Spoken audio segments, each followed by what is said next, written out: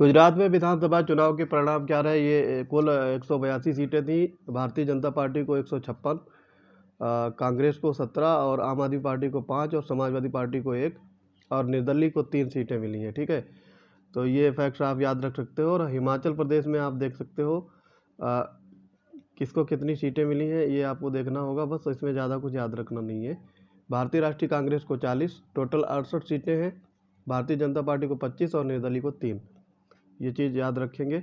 और हिमाचल प्रदेश में कांग्रेस की गवर्नमेंट बनी थी, आपको इसमें देखो साफ साफ दिया है। और सुखबीर सिंह सुक्खू, ठीक है, ये मुख्यमंत्री की शपथ लेते हैं, जबकि मुकेश अग्निहोत्री ने उप मुख्यमंत्री का पदभार ग्रहण किया। आगे इसमें देखेंगे फिर फैक्ट्स। प्रयागराज, आगरा और गाजियाबाद में पुलिस कमिश्नर आयुक्त प्रणाली शुरू की गई है।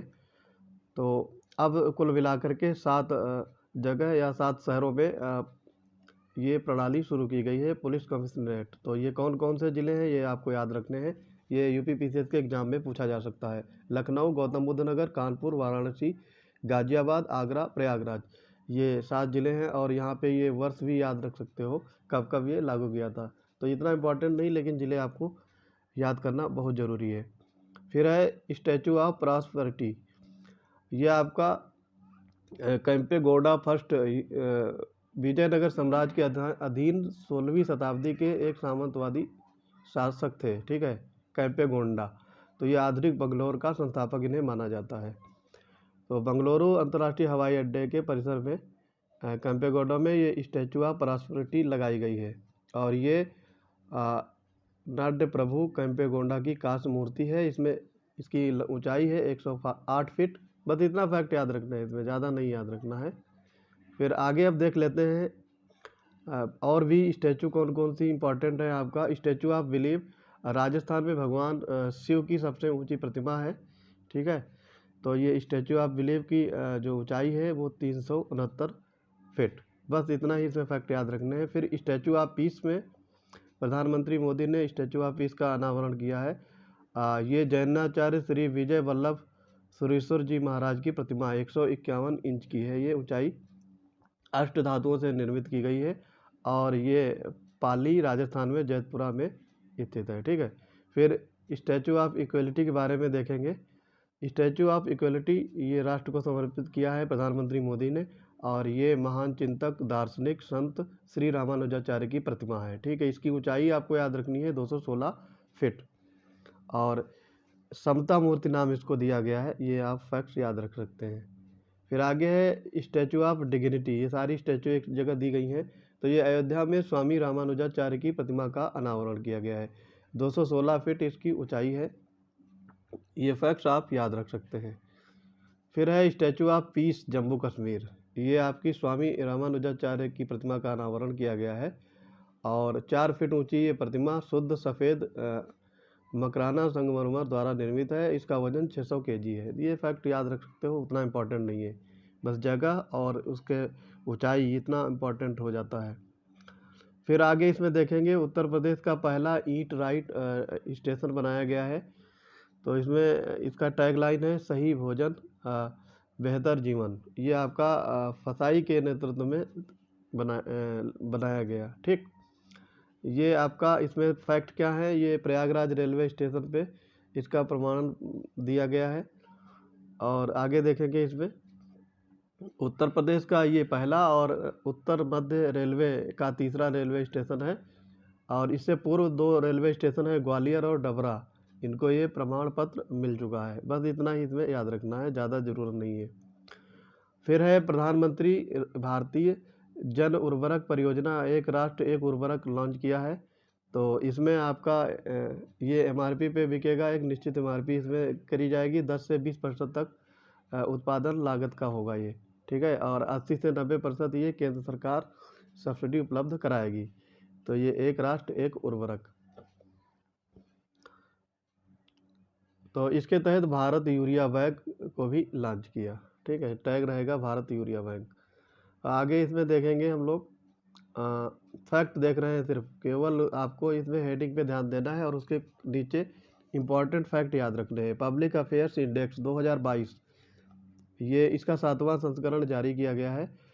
ये आपका बंगलौर स्थित गैर लाभकारी think tank public affair centre द्वारा विकसित किया गया।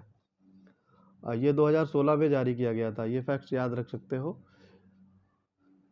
इसमें आपके सबसे बड़े राज्य की श्रेणी में हरियाणा सर्वश्रेष्ठ प्रशासित राज्य है और छोटे राज्य में सिक्किम आता है। ठीक है, तो यहाँ पे आप देख सकते हो टॉप 5 दिए हुए हैं, हरियाणा, तमिलनाडु, केरल, छत्तीसगढ़ और पंजाब। और छोटे राज्यों में ये शीर्ष दिए हुए हैं 5, सिक्किम, हिमाचल प्रदेश, उत्तराखंड, गोवा, मिजोरम। ठीक है,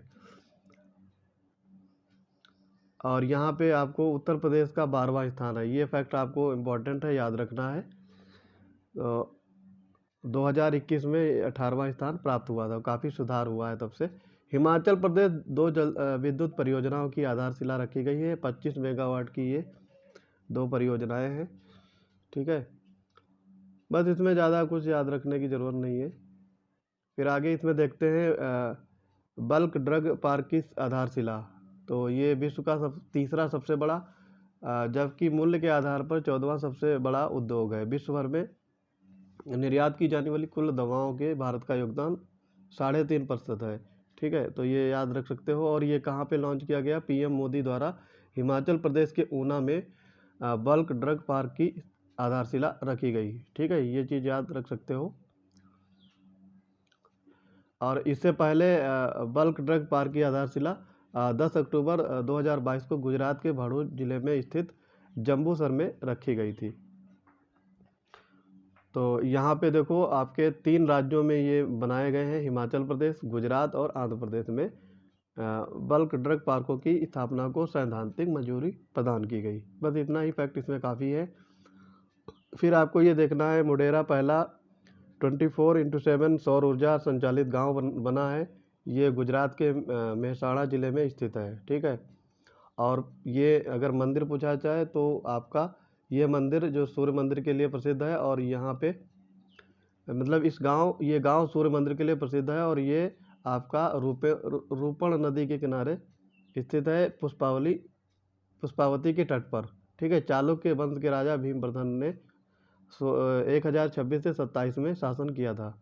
ये फैक्ट आप याद रख सकते हो। अगला फैक्ट है स्वच्छता ही सेवा 2022 और सुजलम 1.0 तथा 2.0 अवार्ड दिए गए हैं। ये तो ये इतना इम्पोर्टेंट नहीं है, फिर भी एक बार आप देख सकते हो। ठीक है, तो ये आपको देखो इसमें दिए गए हैं शीर्ष राज्य, रैंकिंग दी गई है। 1 कर्नाटक, 2 बिहार और 3 लक्षद्वीप। ठीक है, और ये आपका स्वच्छता ही सेवा में मिले हैं इनको अवार्ड। और सुजलम में शीर्ष राज्य है आपका, ये देखो राज्य दिए गए हैं, मध्य प्रदेश, महाराष्ट्र, तेलंगाना, उड़ीसा, तमिलनाडु।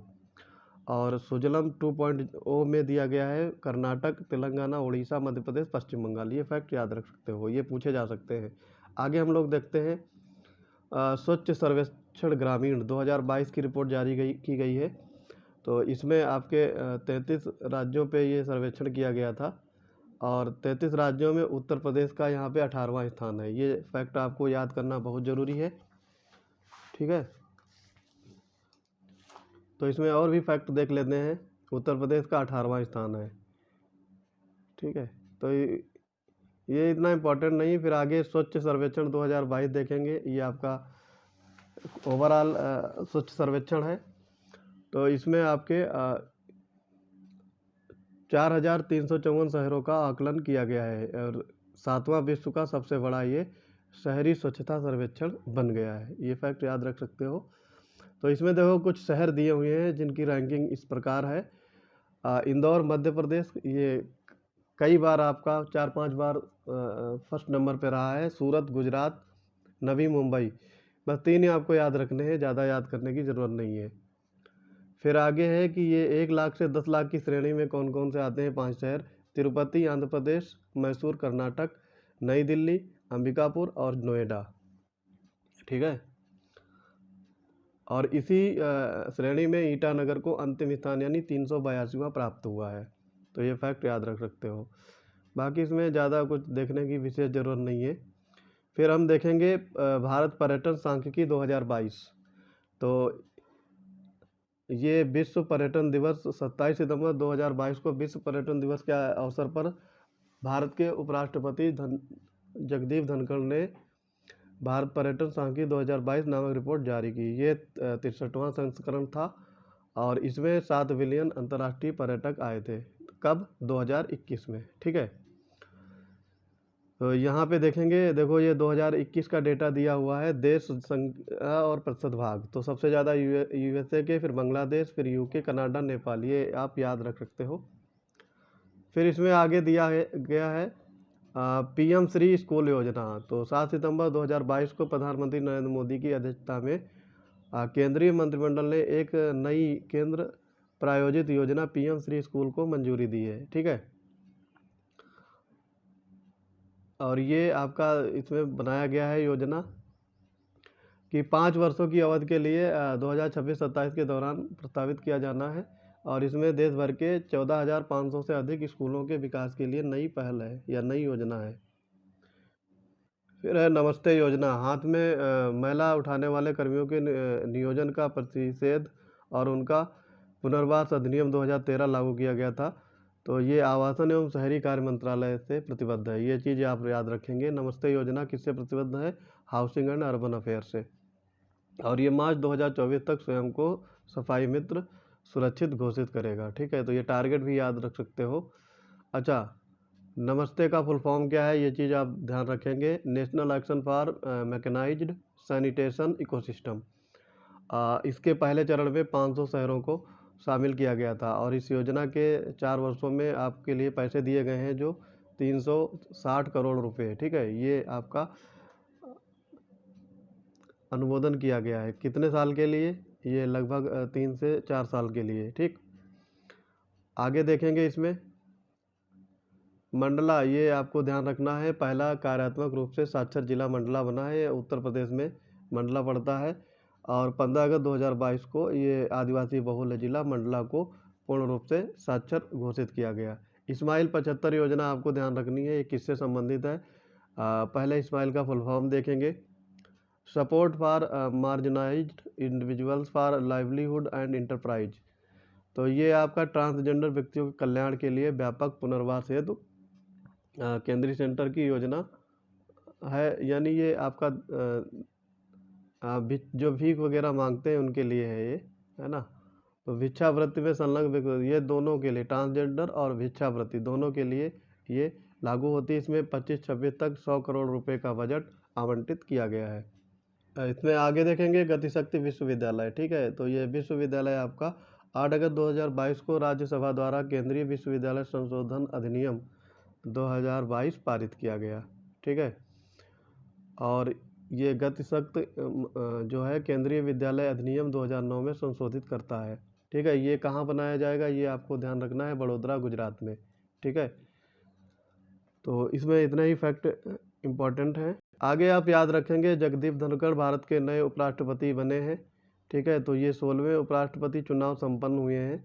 तो इसमें राज्यसभा के 233 निर्वाचित सदस्य, 12 मनोनीत और 543 ये लोकसभा के सदस्य शामिल हुए। तो 788 केवल कुल सदस्य शामिल हुए हैं। जगदीप धनखड़ विजयी घोषित किए गए हैं, 14वें व्यक्तिगत रूप से राष्ट्रपति चुने गए हैं। और इनके जो विरोधी थी मार्गरेट अल्वा को, 2 लोग इसमें चुनाव लड़ रहे थे। ठीक है, तो उनको बुरी तरीके से पराजित किया था। तो ये 14वें राष्ट्रपति बने हैं। ठीक है, फिर आगे देखेंगे इसमें बुरहानपुर पहला हर घर जल प्रमाणित जिला। ठीक है, बुरहानपुर पहला हर घर जल प्रमाणित जिला बन गया है। तो ये प्रधानमंत्री नरेंद्र मोदी ने 15 अगस्त 2019 को 73वें स्वतंत्रता दिवस के अवसर पर प्रधानमंत्री नरेंद्र मोदी ने लाल किले की प्राचीर से अपने स्वतंत्रता दिवस संबोधन में जल जीवन मिशन की घोषणा की थी। और इसमें बुरहानपुर पहला हर घर जल प्रमाणित जिला बन गया है। अच्छा, ये है कहाँ पे, ये ध्यान रखना है फैक्ट। तो ये मध्य प्रदेश का जिला है और इससे पहले गोवा के 2, दादरा और नगर हवेली के 3, अंडमान निकोबार के 3, गुजरात के 9, हरियाणा के 22, हिमाचल प्रदेश के 1, जम्मू कश्मीर का 1, पुडुचेरी के 2 और पंजाब के 23 एवं तमिलनाडु के 1 जिलों में हर घर जल प्रमाणित जिला घोषित किया गया है। तो 11 अप्रैल 2023 तक देश के 68 जिले हर घर जल प्रमाणित जिले घोषित किए जा चुके हैं। अगला फैक्ट देखेंगे भारत नवाचार सूचकांक 2021। तो ये इसका प्रथम संस्करण 2019 में लॉन्च किया गया था। इसके अंतर्गत शामिल किए जाते हैं मानव पूंजी, निवेश, ज्ञानकर्मी और व्यापारिक परिवेश, सुरक्षा एवं विविध परिवेश। ये आप याद रख सकते हो, उतना इम्पोर्टेंट नहीं है ये, ठीक है, याद करना।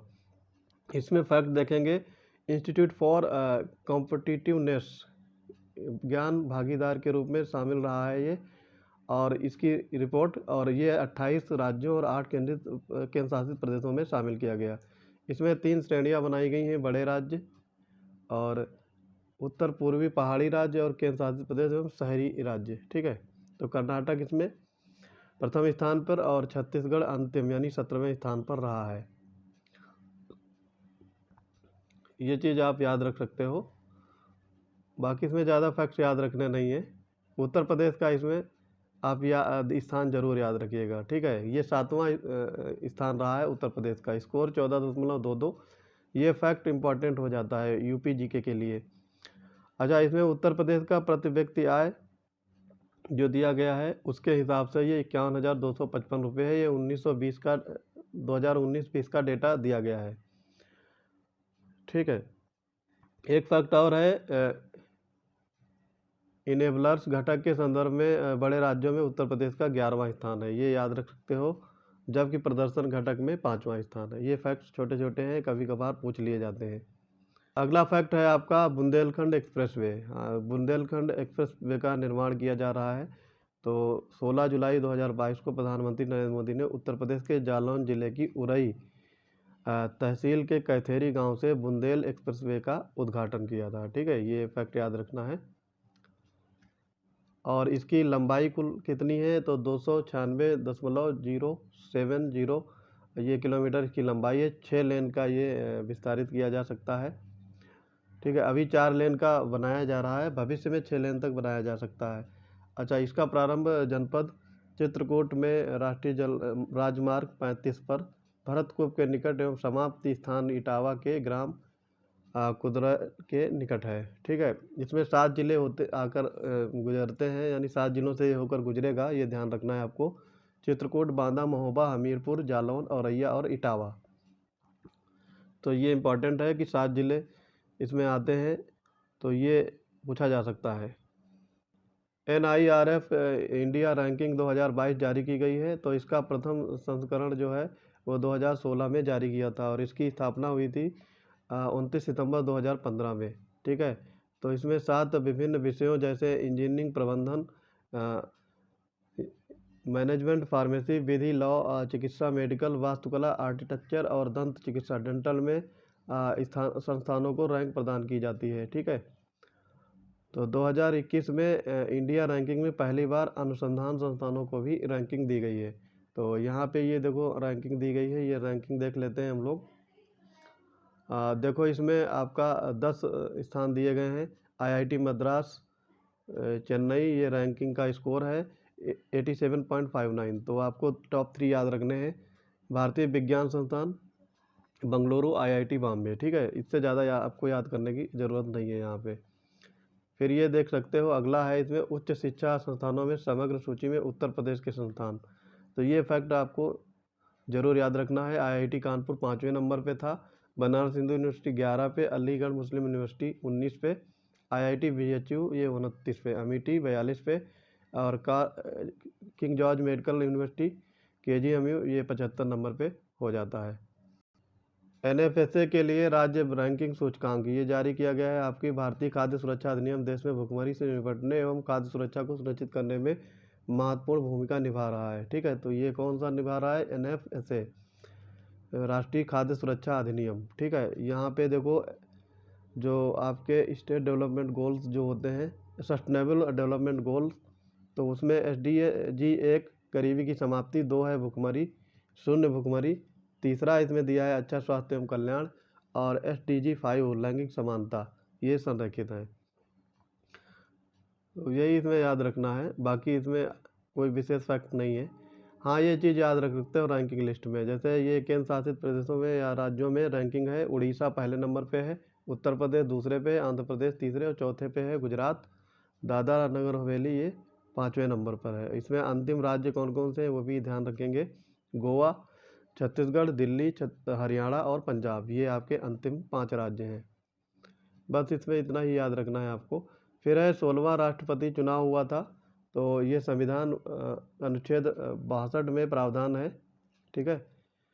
तो पदासीन और कार्यकाल, देखो यहाँ पे ये 62 का नहीं होगा, 52 होना चाहिए, ठीक है, तो यहाँ पे गलत दिया हुआ है। फिर भी देखते हैं आगे। पदासीन राष्ट्रपति का चुनाव के कार्यकाल समाप्त होने से पहले नए राष्ट्रपति के निर्वाचन की प्रक्रिया पूरी हो जानी चाहिए। भारतीय राष्ट्रपति का चुनाव अप्रत्यक्ष प्रणाली निर्वाचन प्रणाली द्वारा एक आदर्श नमूना है। अनुच्छेद 54 के तहत राष्ट्रपति का निर्वाचन ऐसे निर्वाचन मंडल से करते हैं जो, देखो यहाँ पे दिया है, संसद के दोनों निर्वाचित सदस्य और राज्यों की विधानसभा, यानी दिल्ली और पुडुचेरी, तो ये मिलकर के राष्ट्रपति के चुनाव को संपन्न कराते हैं। इतने लोग भाग लेते हैं, ठीक है। यहाँ पे ये अनुच्छेद याद रख सकते हो, ये इंपॉर्टेंट है। अनुच्छेद 55(3) के तहत राष्ट्रपति का चुनाव या निर्वाचन आनुपातिक प्रतिनिधित्व पद्धति के अनुसार, यानी सिंगल ट्रांसफरेबल वोट के द्वारा होता है, एकल संक्रमणी मत द्वारा, और गुप्त मतदान होता है, ये तो जरूरी है सब। 16वें राष्ट्रपति चुनाव के लिए प्रत्याशी आपको पता है द्रौपदी मुर्मू और यशवंत सिन्हा बनाए गए थे, और द्रौपदी मुर्मू ने ये चुनाव जीत लिया है काफ़ी भारी मतों से। तो ये फैक्ट्स आपको याद रखना है, इसमें कोई ख़ास चीज़ नहीं है, यही चीज़ याद रखनी है कि राष्ट्रपति कौन बना और उसके अपोजिशन में कौन चुनाव लड़ा था, बस, और किस नंबर का बना है, ये चीज़ याद रखनी है। बाकी इसमें ज़्यादा फैक्ट्स याद रखने की ज़रूरत नहीं है। तो ये द्रौपदी मुर्मू है, 15वीं राष्ट्रपति निर्वाचित हुई थी, और इनको शपथ NV रमना ने दिलाई थी। बस ये काफ़ी है इतना। बाकी ये प्रथम जनजातीय राष्ट्रपति बनी है, ये आप याद रख सकते हो। और ये किस जनजाति से आती हैं, ये एक बार पूछा गया था क्वेश्चन, तो ये संथाल जनजाति से, ठीक है। और ये दूसरी महिला राष्ट्रपति बनी है, ये फैक्ट तो सबको याद होगा। फिर आगे इसमें देखते हैं, देखो दिया हुआ है, पुल्लमपारा देश की पहली पूर्ण डिजिटल साक्षर पंचायत बन गई है। ये आपका 15 अगस्त 2021 को केरल सरकार ने शुरुआत की थी पुल्लमपारा में डिजी पुल्लमपारा योजना, और अब इसने रिजल्ट दिखाया है कि ये पूर्ण साक्षर बन गई है, पहला है ये। गुजरात के पिनराई विजयन ने समारोह में ये घोषणा की थी कि ये पुल्लमपुरा देश की पहली पूर्ण साक्षर ग्राम पंचायत बन गई है, तो ये डिजिटली साक्षर हो गई है। ये फैक्ट याद रखने हैं, ज़्यादा इसमें कुछ याद करने की ज़रूरत नहीं है। अग्निपथ नई रक्षा भर्ती योजना, ये आपका सबसे बड़ी रक्षा श्रमबल सुधार के रूप में इसे देखा जा रहा है। इस योजना में आपको मेन फैक्ट याद रखने हैं, इसमें सेना के तीनों अंगों जल थल सेना, वायुसेना और नौसेना में सोल्जर्स या फिर एयरमैन पदों पर भर्ती होगी, ठीक है, जो भी है। और इसमें देखो जो उम्र दी गई है वो सब याद कर सकते हो, पहली बार पूछा गया है 17.5 से 21 वर्ष तक। ये देखो कोई भी योजना पहली बार आती है तो उसमें सारे फैक्ट पूछे जाने की उम्मीद ज़्यादा होती है। इसमें महिलाओं को 20% आरक्षण दिया जाएगा, और आगे इसमें फैक्ट्स हैं 25% दोबारा इनको भर्ती किया जाएगा। ये 4 साल से तक की योजना है ना, तो उसमें 25% ये दोबारा फिर से इनको नामांकित किया जाएगा, लिया जाएगा कैडर में। फिर है भारत गौरव के तहत देश की पहली निजी ट्रेन सेवा बनी, तो ये कौन सा है, ये निजी कंपनियों में नवंबर 2021 में एक ऐतिहासिक पहल के तहत भारतीय रेलवे ने निजी कंपनियों को विभिन्न विषय वस्तुओं पर आधारित भारत गौरव ट्रेनों के संचालन की अनुमति प्रदान की। फैक्ट देख लेते हैं, इसमें फैक्ट मेन होते हैं, बाकी बकवास पढ़ने की ज़्यादा ज़रूरत नहीं रहती। पहली सेवा को कोयम्बटूर उत्तर तमिलनाडु से साईनगर शिरडी के बीच शुरू किया गया है, ठीक है। तो ये 14 से 18 जून 2022 के मध्य किया गया। दक्षिण रेलवे भारत गौरव योजना के तहत पंजीकृत सेवा प्रदाता प्राप्त करने वाला भारतीय रेलवे का पहला जोन बन गया, तो ये आपको याद रखना है, दक्षिण रेलवे। और पहली सेवा को कोयम्बटूर तमिलनाडु से साईनगर शिरडी तक शुरू किया गया, तो ये फैक्ट्स याद रखने हैं, इंपॉर्टेंट है ये। फिर आगे इसमें देखेंगे, ये देखो NHAI का सड़क निर्माण में गिनीज वर्ल्ड रिकॉर्ड, ये आपका रिकॉर्ड 2021-22 में दिया गया है। राष्ट्रीय राजमार्गों की कुल लंबाई 1,40,995 किलोमीटर है, ठीक है। भारत का सड़क नेटवर्क विश्व का दूसरा सबसे बड़ा सड़क नेटवर्क है। 63.72 लाख किलोमीटर है, ठीक है, टोटल लंबाई। तो ये आपका गिनीज वर्ल्ड रिकॉर्ड में शामिल किया गया। आगे इसमें फैक्ट देख सकते हो। फैक्ट्स इसमें ज़्यादा इंपॉर्टेंट नहीं है, बस ये चीज़ आप देख सकते हो। NH 53 पर एकल लेन में 84.40 किलोमीटर लंबी एस्फाल्ट बिटुमिनस कंक्रीट सड़क का निर्माण 105 घंटे और 33 मिनट में किया गया था। ये एक रिकॉर्ड था, यही याद रखना है। फिर आगे है राज्य खाद्य सूचना सुरक्षा सूचकांक, ये 2021-22 लागू किया गया। तो इसमें प्रथम संस्करण ये 2019 में हुआ था, ठीक है। विश्व खाद्य सुरक्षा दिवस 7 जून के अवसर पर जारी किया गया। तो ये सूचकांक का चौथा संस्करण था और मनसुख मांडविया द्वारा ये जारी किया गया है, ठीक है। तो इसमें बस यही फैक्ट हैं। इसमें देख सकते हो आप 3 राज्य हैं बड़े राज्यों की सूची में। तो 5 बड़े राज्यों की शीर्ष सूची में है तमिलनाडु, केरल, गुजरात, महाराष्ट्र, हिमाचल प्रदेश, पश्चिम बंगाल। और आगे देखेंगे इसमें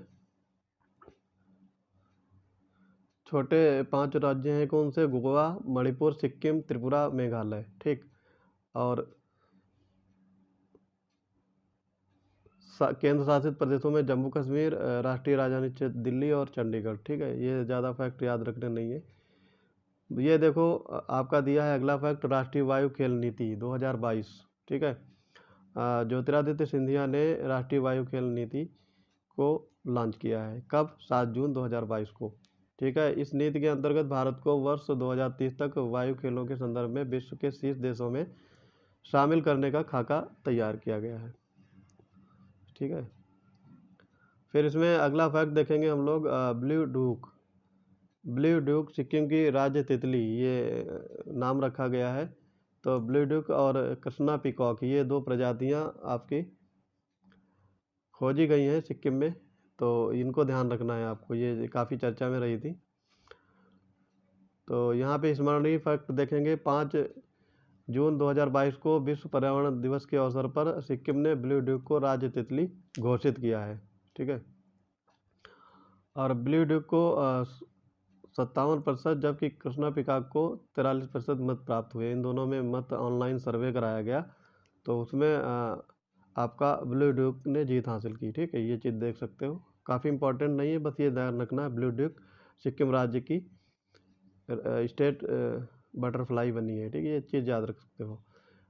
दिल्ली हवाई अड्डा जल विद्युत एवं सौर ऊर्जा से संचालित पहला हवाई अड्डा बना है, तो ये आप याद रख सकते हो। दिल्ली हवाई अड्डा यानी इंदिरा गांधी अंतर्राष्ट्रीय हवाई अड्डा द्वारा पर्यावरणीय स्थिरता प्राप्त करने के उद्देश्य से वर्ष 2030 तक शुद्ध शून्य कार्बन उत्सर्जन हवाई अड्डा बनने का लक्ष्य हासिल किया है। ये फैक्ट आपको याद रखना है, बाकी इसमें विशेष याद करने की जरूरत नहीं है, ठीक है।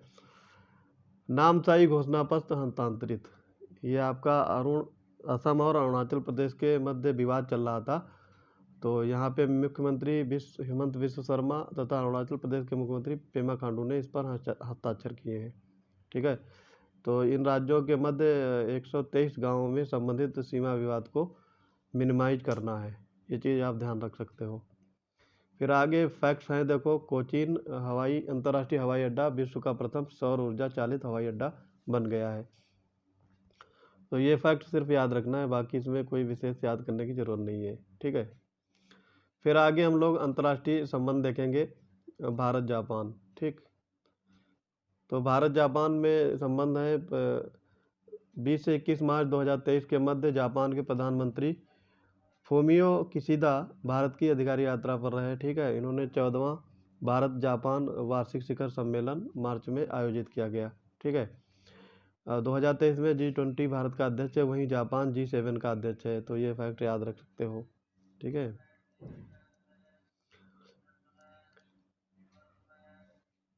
और G7 का जो सम्मेलन है 2023 का, वो 19 से 21 मई 2023 के मध्य हिरोशिमा जापान में आयोजित होगा। ये पूछे जा सकते हैं कि कहाँ पे इसका आयोजन होगा, ये शिखर सम्मेलन होते हैं, तो ये फैक्ट इसमें देख सकते हो। अच्छा, इस यात्रा के दौरान वर्ष 2023 को भारत जापान पर्यटन वर्ष के रूप में मनाने की घोषणा की गई। अब हम लोग देखेंगे भारत और ऑस्ट्रेलिया। तो 8 से 11 मार्च 2023 के मध्य ऑस्ट्रेलिया के प्रधानमंत्री एंथोनी अल्बनीज ने भारत की राजकीय यात्रा संपन्न की। इस यात्रा में देखो ये पॉइंट आपको इम्पोर्टेंट है, पढ़ना होगा। 9 मार्च 2023 को श्री अल्बनीज प्रधानमंत्री नरेंद्र मोदी के साथ अहमदाबाद के नरेंद्र मोदी स्टेडियम में भारत एवं ऑस्ट्रेलिया के मध्य खेले गए बॉर्डर गावस्कर ट्रॉफी के चौथे व अंतिम टेस्ट मैच के दौरान उपस्थित रहे। ये इम्पोर्टेंट नहीं है, बस ध्यान रख सकते हो ये। अच्छा, और आगे देखेंगे इसमें, ये देखो दिया है डिकिन विश्वविद्यालय, भारत में अपनी शाखा खोलने वाला पहला विदेशी विश्वविद्यालय बना है डिकिन विश्वविद्यालय। ठीक है, तो ये कहाँ का है? डिकिन विश्वविद्यालय ऑस्ट्रेलिया का है, ऑस्ट्रेलिया ने इसको खोला है, ये चीज़ ध्यान रखना है। फिर है भारत ऑस्ट्रेलिया की ये संबंध है। फिर आगे देखेंगे इसमें हम लोग भारत भूटान के बीच में सामरिक संबंध हुए हैं। इसमें भूटान के नरेश हैं जिनमें खिसर नामग्याल वांगचुक भारत की आधिकारिक यात्रा 3 से 5 अप्रैल 2023 के बीच में संपन्न हुई। भारत भूटान की 13वीं पंचवर्षीय योजना में सहयोग होते सहमत हुआ है। और फिर है इसमें भूटान में भारत के सहयोग से मांग देछू जल विद्युत परियोजना 720 मेगावाट का निर्माण किया गया है और हाल ही में ये भूटान को सौंप दिया गया। ठीक है, ये चीज़ याद रख सकते हो। फिर इसमें आगे देखेंगे भारत और इटली के बीच में संबंध हुए थे। तो 2 से 3 मार्च 2023 के मध्य इटली की प्रधानमंत्री जॉर्जिया मेलोनी भारत की राजकीय यात्रा संपन्न की है और ये 5 वर्षों के अंतराल में के बाद इटली के प्रधानमंत्री की भारत की पहली द्विपक्षीय यात्रा थी। ठीक है, 5 साल के बाद में। अच्छा, इसमें क्या था, इसमें चीज़ ये याद रख सकते हो, उल्लेखनीय है कि वर्ष 2023 में भारत और इटली के मध्य राजनयिक संबंधों की स्थापना की 75वीं घटनाक्रम थी। तो 75वीं वर्षगांठ थी। 75वीं वर्षगांठ में हम लोग आज़ादी का अमृत महोत्सव मना रहे हैं, तो ये इम्पोर्टेंट हो जाता है, पूछा जा सकता है। भारत जर्मनी 25 से 26 फरवरी 2023 के मध्य जर्मनी के चांसलर ओलाफ सोल्ज ये जर्मनी के चांसलर हैं, भारत की यात्रा संपन्न की है। और वर्तमान में भूमिका में जर्मन चांसलर में श्री सोल्ज की ये पहली भारत यात्रा है। ये चीज़ याद रख सकते हैं, छोटे मोटे पॉइंट होते हैं ये। फिर भारत की मिस्र यात्रा, तो ये आपका मिस्र के राष्ट्रपति अब्देल फतेह अल सीसी ने भारत की यात्रा संपन्न की थी 24 से 27 जनवरी 2023 के मध्य। और यही आपके मतलब गणतंत्र दिवस पर मुख्य अतिथि बने थे। ये चीज़ याद रख सकते हो। दो इसमें दिया है आगे 74वें गणतंत्र दिवस के अवसर पर श्री सीसी मुख्य अतिथि के रूप में उपस्थित रहे। आगे इसमें फैक्ट देखेंगे, भारत बांग्लादेश मैत्री पाइपलाइन, ये आपका देखना है। इस पाइपलाइन की आधारशिला सितंबर 2018 में रखी गई थी और IBFP भारत बांग्लादेश के बीच पहली सीमा पार ऊर्जा पाइपलाइन है। ये फैक्ट याद रखते हो। इसकी लंबाई याद रखना इंपॉर्टेंट हो जाएगा, ये है 131.57 किलोमीटर। अच्छा, इसमें एक चीज़ देखेंगे, भारत बांग्लादेश 5 से 8 सितंबर 2022 के मध्य बांग्लादेश की प्रधानमंत्री शेख हसीना ने भारत की राजकीय यात्रा संपन्न की है। ठीक है, तो ये चीज़ देख सकते हो। और ये आपकी ख्वाजा, ये यात्रा के दौरान बांग्लादेश की प्रधानमंत्री ने 8 सितंबर 2022 को अजमेर में सूफी संत ख्वाजा मोइनुद्दीन चिश्ती की दरगाह का भी दौरा किया। ठीक है, और ये एक परियोजना है जल शक्ति मंत्रालय द्वारा शुरू की जा रही है। कुशियारा नदी के निकासी समझौता ज्ञापन पर हस्ताक्षर किया गया है और कुशियारा नदी बराक नदी की सहायक नदी है जो असम से लेकर के बांग्लादेश में प्रवाहित होती है। ठीक, तो ये कुछ फैक्ट हैं, याद रख सकते हो। बाकी आगे हम लोग देखेंगे अंतर्राष्ट्रीय प्रकरण में आपका टाइम 100 सर्वाधिक प्रभावशाली व्यक्ति 2023 जारी किया गया ये पत्रिका। तो इसमें 100 मोस्ट इन्फ्लुएंशियल पीपल के बारे में जारी किया गया है।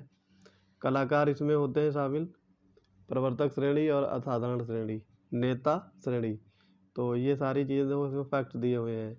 आइकन श्रेणी, मार्गदर्शन श्रेणी, तो ये सब हर श्रेणियों में इसमें पुरस्कार लगभग दिया जाता है जो भी है। तो देखते हैं, देखो इसमें मेन चीज़ आप इसमें देख लीजिएगा कि नेता श्रेणी में ही ज़्यादातर क्वेश्चन पूछे जाते हैं। तो इसमें 20 लोग शामिल हैं जिसमें ओलेना जेलेंस्का, ये यूक्रेन के राष्ट्रपति की पत्नी, जो बाइडन अमेरिकी राष्ट्रपति, बोला अहमद तिनुबू नाइजीरिया के नवनिर्वाचित राष्ट्रपति और जेनेट एलन ये अमेरिकी वित्त मंत्री हैं, इनके नाम शामिल किए गए हैं। तो इतना ज़्यादा इम्पोर्टेंट नहीं है। फिनलैंड नाटो का 31वां सदस्य बन गया है। नॉर्थ अटलांटिक ट्रीटी यानी नाटो, तो नाटो में अब इसकी स्थापना हुई थी आपकी 1949 में, और जिसमें यूरोपीय और उत्तरी अमेरिका के 31 देश शामिल हो गए हैं। तो 4 अप्रैल 1949 को इसकी स्थापना की गई थी। और फिर है इसमें, इस संधि को वाशिंगटन संधि के नाम से भी जाना जाता है। ये चीज़ नहीं याद रखना, उतना इम्पोर्टेंट नहीं है। अच्छा, इसके पूर्व उत्तरी मैसेडोनिया ये 30वां सदस्य बना था नाटो का। इसका मुख्यालय है ब्रुसेल्स में, ये ध्यान रख सकते हो। और इसमें भागीदार देश के रूप में आपके बोस्निया हर्जेगोविना, जॉर्जिया, स्वीडन एवं यूक्रेन, ठीक है, ये आपके 4 देश बने हैं। ज्ञातव्य है कि उत्तरी अटलांटिक संधि के अनुच्छेद 10 में नाटो की सदस्यता प्रदान करने वाली संबंधी प्रावधान दिया गया है। अच्छा, आप देखेंगे हम लोग विश्व प्रसन्नता रिपोर्ट, काफ़ी इंपॉर्टेंट है ये आपका UNSDSN का एक प्रकाशन है, और इसमें गैलप वर्ल्ड पोल द्वारा प्रदत्त डाटा का उपयोग किया जाता है। तो ये आपका 2023 में 11वां संस्करण जारी किया गया है। 6 फैक्टर रहते हैं इसमें: प्रति व्यक्ति सकल घरेलू उत्पाद, सामाजिक अवलंबन, स्वस्थ जीवन प्रत्याशा और जीवन में विकल्प चुनने की स्वतंत्रता, उदारता और भ्रष्टाचार बोध। ये 6 चीज़ें शामिल की जाती हैं। इस रिपोर्ट में कुल 137 देशों की रैंक प्रदान की गई है, और इसमें आपका टॉप 3 और इंडिया की रैंक देखना काफ़ी इंपॉर्टेंट रहेगा। तो टॉप 3 जो कंट्री हैं प्रसन्न वाले, फिनलैंड, डेनमार्क, आइसलैंड, ये आपको ध्यान रखना है। और सबसे कम ध्यान रखना है, सबसे कम में आता है आपका अफ़गानिस्तान, लेबनान और ये सियरा लियोन। तो भारत का इसमें 126वां स्थान मिला है 4.036 स्कोर के साथ, ठीक है। तो ये इंडिया का जरूर याद रखना है और टॉप 3 याद रखने हैं। तो भारत को यहाँ पे 126वां स्थान मिला है। 2023 में ये 136वां स्थान था, तो उससे 10 पायदान ऊपर आ गया है।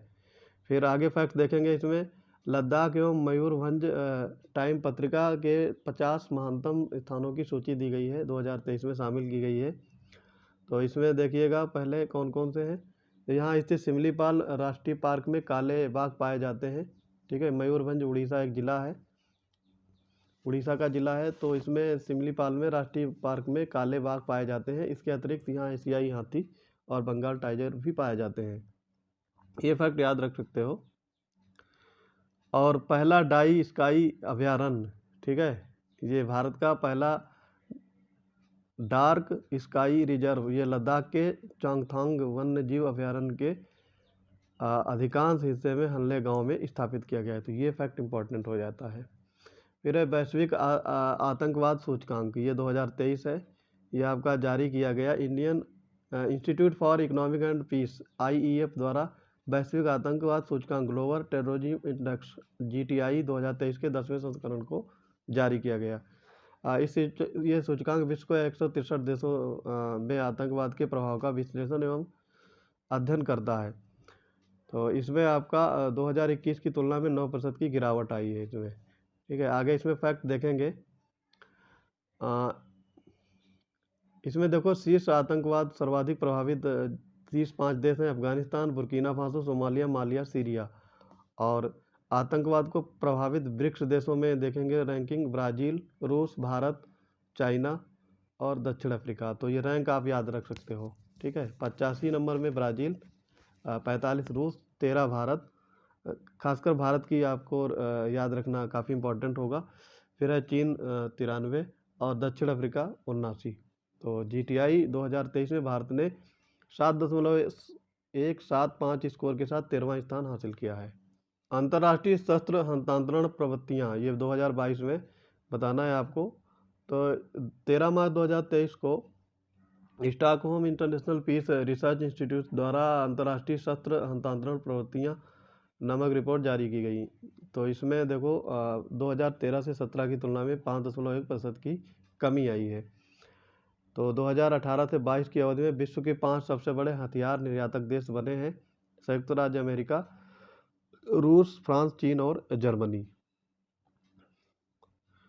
तो अब इसमें फैक्ट्स याद रखने हैं। तो यहाँ पे देखो दिया हुआ है संयुक्त रूप से 5 देश प्रमुख शस्त्रों के कुल आयात का 36% हिस्सा उत्तरदायी है। देखो यहाँ पे भारत का विश्व में शस्त्रों का सबसे बड़ा आयातक है, तो भारत सबसे बड़ा आयातक बन गया है। और रूस जो है 2018 से 2022 के बीच में विगत वर्ष की भांति भारत का सबसे बड़ा हथियार आपूर्तिकर्ता देश बना है। तो ये दोनों फैक्ट्स इंपॉर्टेंट है, ये याद रख सकते हो। फिर देखो यहाँ पे लिखा है 95 ऑस्कर पुरस्कार 2023 दिए गए हैं। प्रथम पुरस्कार ये 16 मई 1929 को the Hollywood Roosevelt hotel California में किया गया था इसका प्रोग्राम, तो वहाँ ये अवार्ड दिए गए थे। तो इसमें देखेंगे आपको देखना है, जो मेन चीज़ें हैं वही फैक्ट देखेंगे। 12 मार्च 2023 को डॉल्बी थिएटर लॉस एंजल्स 95 अकादमी पुरस्कार विजेता की घोषणा की गई। तो इसमें सर्वाधिक 11 नामांकन film Everything Everywhere All at Once को प्राप्त हुए हैं। डेनियल कॉन और डेनियल स्किनर द्वारा निर्देशित इस फिल्म ने सर्वाधिक 7 ऑस्कर पुरस्कार अपने नाम किए हैं। सर्वश्रेष्ठ निर्देशन का पुरस्कार जीता है कौन? डेनियल कॉन और डेनियल स्किनर ने। मलेशियाई अभिनेत्री मिशेल येओह को Everything Everywhere All at Once ये फिल्म के लिए शानदार अभिनय हेतु सर्वश्रेष्ठ अभिनेत्री के ऑस्कर पुरस्कार से सम्मानित किया गया। मिशेल येओह सर्वश्रेष्ठ अभिनेत्री का ऑस्कर पुरस्कार जीतने वाली पहली एशियाई महिला बनी है। ये फैक्ट इंपॉर्टेंट हो जाता है जब कोई पहला पूछा जाता है कुछ भी, जहाँ पे प्रथम हो। तो यहाँ पे देखो अन्य विजेता आप याद रख सकते हो। सर्वश्रेष्ठ सहायक अभिनेता जेमी ली कर्टिस, ये फिल्म है Everything Everywhere All at Once, तो यही ज़्यादातर पुरस्कार जीते हैं, तो ये आप फिल्म याद रख सकते हो, Everything Everywhere All at Once. सर्वश्रेष्ठ सहायक अभिनेता के हुई कौन, ये फिल्म वही है same, Everything Everywhere All at Once. सर्वश्रेष्ठ डॉक्यूमेंट्री फिल्म फीचर फिल्म, इसके विजेता मतलब ये फिल्म का नाम है नवेलनी, निर्देशक हैं डेनियल रोहेर। सर्वश्रेष्ठ संगीत ओरिजिनल स्कोर को मिला है और ये all quite on the western front. सर्वश्रेष्ठ दृश्य प्रभाव विजुअल इफेक्ट मिला है अवतार द वे ऑफ वाटर, निर्देशक हैं जेम्स कैमरून। तो ये सारे इफेक्ट याद रख सकते हो। फिर देखो यहाँ पे दिखा है लेगाटम समृद्धि सूचकांक 2023, ये जारी किया गया है। तो ये आपका लेगाटम इंस्टीट्यूट द्वारा जारी किया जाता है। इस सूचकांक का 16वां संस्करण है। विश्व समृद्धि सूचकांक में 8 क्षेत्रों के 167 देशों को रैंक प्रदान की गई है। तो यहाँ पे रैंकिंग की जाती है, तो इसमें शीर्ष 5 देश हैं आपके डेनमार्क, स्वीडन, नॉर्वे, फिनलैंड और स्विट्जरलैंड, ये चीज़ याद रखेंगे। फिर यहाँ पे है आर्थिक स्वतंत्रता सूचकांक 2023, ये आपका जारी किया गया है। तो इसमें विधि नियम, इसके देखो घटक कौन कौन से हैं, विधि नियम। फिर दूसरा है सरकार का आकार, नियामक दक्षता, रेगुलेटरी एफिशिएंसी, खुले बाजार, ये सब जारी किए गए हैं। तो ये इनके घटकों के साथ जारी किया जाता है। 29वां संस्करण है। इसमें आपको 4 देश हैं, सिंगापुर, स्विट्जरलैंड, आयरलैंड और ताइवान को अत्यधिक उच्च स्कोर आर्थिक स्वतंत्रता स्कोर 80 या उससे अधिक प्राप्त हुआ है। ठीक है, भारत, ब्राज़ील, रूस जैसी प्रमुख अर्थव्यवस्थाएं इस श्रेणी में शामिल हैं। ठीक है, और यहाँ पे फिर आगे दिया है सिंगापुर को विश्व की सबसे स्वतंत्र अर्थव्यवस्था घोषित किया गया है और भारत का इसमें 131वां स्कोर है, तो काफ़ी लो स्कोर है इसका। फिर है Bharat the agriculture innovation mission for climate में शामिल हो गया है। संयुक्त राज्य अमेरिका में संयुक्त अरब अमीरात की एक संयुक्त पहल है और इस पहल की शुरुआत ग्लासगो यूके में संयुक्त राष्ट्र जलवायु परिवर्तन सम्मेलन 2021 COP 26 के अंतर्गत किया गया था। इसमें 47 देश देखो शामिल हैं, ये फैक्ट आप याद रख सकते हो। फिर है अंतर्राष्ट्रीय बौद्धिक संपदा सूचकांक, ये 2023 का बताना है आपको। US चैम्बर ऑफ कॉमर्स द्वारा ये ग्लोबल इनोवेशन पॉलिसी सेंटर के द्वारा जारी किया जाता है। इस सूचकांक में 50 विभिन्न संकेतकों के आधार पर 55 देशों में बौद्धिक संपदा अवसंरचना का मूल्यांकन किया गया है। ठीक है, तो इसमें टॉप कंट्रीज याद रख सकते हैं आप। तो ये है टॉप 3 कंट्रीज हैं, संयुक्त राज्य अमेरिका, यूनाइटेड किंगडम, फ्रांस। ठीक, ये आपको ध्यान रखना है। यहाँ पे इंडिया का स्थान आपको बेहद ज़रूरी हो जाता है, कितना है तो वो भी आपको ध्यान रखना है। यहाँ पे भारत का स्थान है 42वां, ठीक है। 55 देशों की सूची में 42वां स्थान है भारत का, ठीक है। अच्छा, जबकि क्षेत्रफल दृष्टि से भारत एशिया में 15 देशों की सूची पे 12वें स्थान पर है। तो अंतिम 3 देश भी याद रख सकते हो बौद्धिक सूचकांक इसमें 55वां वेनेजुएला, रूस है और फिर अल्जीरिया। अगला फैक्ट देखेंगे, मानव स्वतंत्रता सूचकांक 2022, ये कैटो इंस्टीट्यूट और कनाडा के फ्रेजर इंस्टीट्यूट द्वारा संयुक्त रूप से यानी जारी किया जाता है। इस सूचकांक का 8वां संस्करण है, ठीक है। और ये आपका इसमें शीर्ष देश आपको याद रखने हैं, स्विट्जरलैंड, न्यूजीलैंड और एस्टोनिया, ये 3 टॉप कंट्रीज हैं। इसमें आपको देखना है भारत का स्थान। तो देखो, ये देखेंगे इसमें भारत का स्थान कौन सा रहा है, ये फैक्ट आपको याद रखना है। इंडिया की इसमें रैंकिंग रही है, देखो क्षेत्रीय रैंकिंग 10 है और वैश्विक जो रैंक है वो 112 रैंक रही है इंडिया की मानव सूचकांक में। अगला फैक्ट है इसमें विश्व प्रतिभा रैंकिंग 2022। विश्व प्रतिभा रैंकिंग 2022, 2013 से प्रतिवर्ष विश्व प्रतिभा रैंकिंग का प्रकाशन इंस्टीट्यूट फॉर मैनेजमेंट डेवलपमेंट के द्वारा जारी किया जाता है। तो इसमें देखो आपका 9वां संस्करण है ये, और 63 अर्थव्यवस्थाओं को शामिल किया गया है। टॉप 3 देश हैं इसमें, स्विट्जरलैंड, स्वीडन और आइसलैंड, ये 3 टॉप कंट्रीज हैं। ये आपको ध्यान रखने हैं। भारत का इसमें 52वां स्थान है, ठीक है। तो भारत का इसमें 52वां स्थान प्राप्त हुआ है, ये भी फैक्ट आप याद रख सकते हैं। टाइम प्रति पर्सन ऑफ द ईयर 2023 से सम्मानित किया गया है। तो ये टाइम पत्रिका द्वारा सम्मानित किया जाता है।